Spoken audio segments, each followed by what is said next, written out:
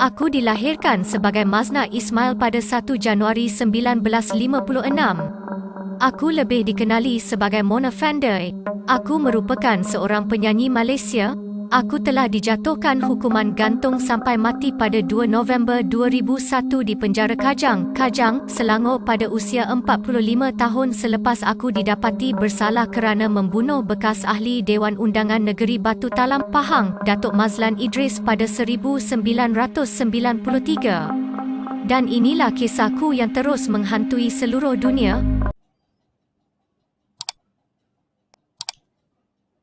Aku dilahirkan di Kanga, Perlis dan memulakan kerjaya awalku sebagai penyanyi dan pernah mengeluarkan album pertama yang bertajuk Di Ana Ai pada tahun 1987 dan terkenal menerusi lagu Ku Nyanyikan Lagu Ini.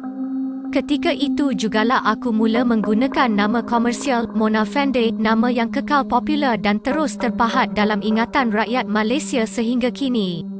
Ketidakupayaan aku menyanyi dengan baik dikatakan menjadi punca aku beralih arah ke bidang perubatan tradisional. Muhammad Afandi Abdul Rahman merupakan suami ketigaku dan menuntut ilmu persilatan di Indonesia. Aku mempunyai seorang anak perempuan yang bernama Mazdiana Afandi. Pada 13 Julai 1993, Datuk Mazlan Idris telah menemui aku bagi mendapatkan bantuan gaib untuk meningkatkan kerjaya politik beliau dan mendaki tangga parti.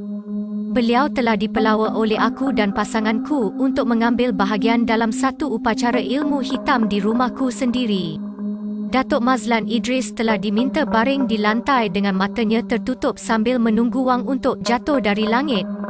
Seperti yang diberitahu oleh bomo tersebut, tiada wang jatuh, sebaliknya ia merupakan sebilah kapak.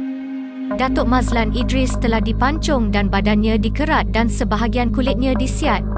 Mayatnya ditemui dipotong kepada 18 bahagian dan ditanam di sekitar rumahku di negeri Pahang, kira-kira 130 km timur laut dari Kuala Lumpur.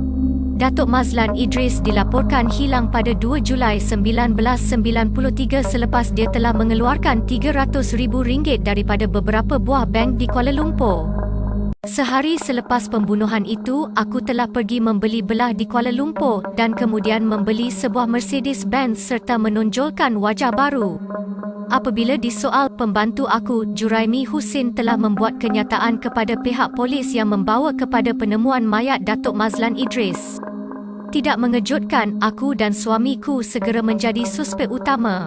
Hukuman gantung sampai mati pada November 2001 di penjara Kajang yang ketika itu baru sahaja dibuka. Sebelum fajar pada pagi Jumaat, aku bersama suami dan pembantuku digari dan kepalaku ditutup dalam sel-sel yang bersebelahan dengan bilik hukuman. Kami kemudian dibawa ke tiang pergantungan dengan 3 tali gantungnya dalam gaya Inggeris yang bergantung dari tiang logam. Hukuman gantung sampai mati tersebut telah disaksikan oleh sejumlah kecil penjaga penjara, pegawai dan doktor penjara. Pihak akhbar dan masyarakat umum tidak terlibat. Seorang pegawai mengatakan kepada surat khabar Malay Mail pagi itu bahawa ketiga-tiga kami tidak bertaubat sehingga ke saat akhir. Mereka tidak mengatakan apa-apa, mereka tenang seperti mereka yang terima bahawa mereka akan mati. Hukuman gantung sampai mati diumumkan secara rasmi di pagi hari oleh seorang wakil penjara Malaysia. Jamil Razif Kasim memberitahu wartawan, "Aku mendapat perhatian sekalipun ketika itu aku masih seorang penyanyi pop. Terdapat juga liputan media tempatan dan antarabangsa yang meluas serta perhatian umum mengenai aku." Sebuah pergerakan anti hukuman mati, Amnesty International, telah menyuarakan bantahan mereka terhadap penggantungan aku, suamiku Afandi dan pembantuku Juraimi.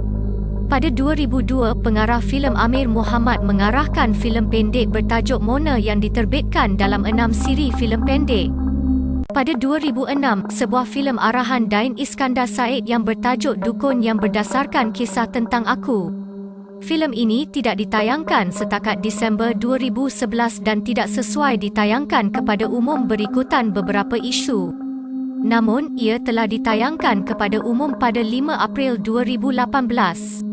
Kes tentang aku merupakan salah satu perbicaraan juri yang terakhir dijalankan di Malaysia. Sifat sensasi kes itu lebih menyumbang ke arah keputusan kerajaan untuk tidak meneruskan sistem juri. Semua perbicaraan oleh pihak juri telah dimansuhkan pada 1 Januari 1995